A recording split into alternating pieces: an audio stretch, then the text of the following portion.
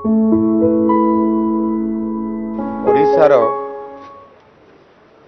जड़े लोकप्रिय जननेता पूर्वतन सांसद तथा पूर्वतन केंद्र मंत्री डॉक्टर देवेंद्र प्रधानंकर वियोग ये खबर निश्चित भाव आम पाई आम समस्तों तथा सारा ओडिशावासी एवं देशवासी निश्चित भाव एक दुखद खबर। से आम दलर तथा सारा राज्यर जड़े सर्वमान्य और सम्मानास्पद व्यक्ति थिले एवं जड़े लोकप्रिय जनसेवक हिसाब रे जड़े दक्ष पार्लियामेंटेरियन मध्य थिले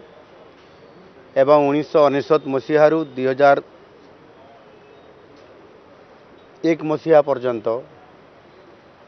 से मध्य केंद्र मंत्री हिसाब रे दक्षतार सहित कार्य करिसंती एवं पार्टी दृष्टिकोण से भारतीय जनता पार्टी को निजे जेते बेले भारतीय जनता पार्टी रो संगठन सेते बेले जो स्थिति रे थिला ताकू आगु को नेबा पाई बहुत कठिन परिश्रम आवश्यकता थिला एवं जड़े दक्ष लोकर आवश्यकता थिला। सही समय रे तांकू नेतृत्व मिलिबा एवं ताकू से सुचारू रूपे पालन करिकी दलर विभिन्न पदपदवी रे रहिबा सहित राज्यर सभापति रहिबा ये निश्चित भाव रे आम दल को यशस्वी करइबारे तांकर भूमिका अत्यंत गुरुत्वपूर्ण थिला एवं ताकू से सुचारू रूपे मध्य पालन करिसंती। आजिर दिन रे निश्चित भाव रे मु मने पकेबी जे से दिन से गोटे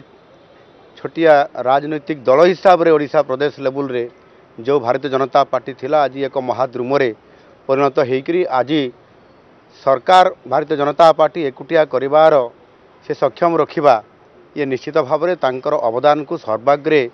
आज भारतीय जनता पार्टी तांको दउछि एवं राज्य सरकार मध्य तांकर ये महत्व जो सांगठनिक ढांचा एवं ये राज्य को मध्य विकास क्षेत्र में तांकर अवदान को बहुत गुरुत्व आज दउछि। निश्चित भाव रे मो समाज कल्याण एवं विकास पाई तांकर बहुत अवदान एवं प्रतिबद्धता थिला। तांको वियोग रे आम राज्य तथा सारा देश रे एक अपूरणीय क्षति होईछि एवं निश्चित भाव रे आगामी दिन रे तांकर सही जस तांकर सही सेवा एवं ओडिशा पाई तांकर जो विशेष अवदान ताहा निश्चित भाव रे मने रहिबो एवं से आधार रे आम राज्य तांकर लक्ष्य एवं तांकर मिशन को लेकर मध्य आग को निश्चित भाव रे जीवो। परिशेष रे निश्चित भाव रे से महान राजनेतांकर आत्मार सद्गति कामना करुछि एवं महाप्रभु जगन्नाथଙ୍କ निकटରେ प्रार्थना मध्य करुछि तांको शोक संतप्त परिवार रे सुख आसु आनंद आसु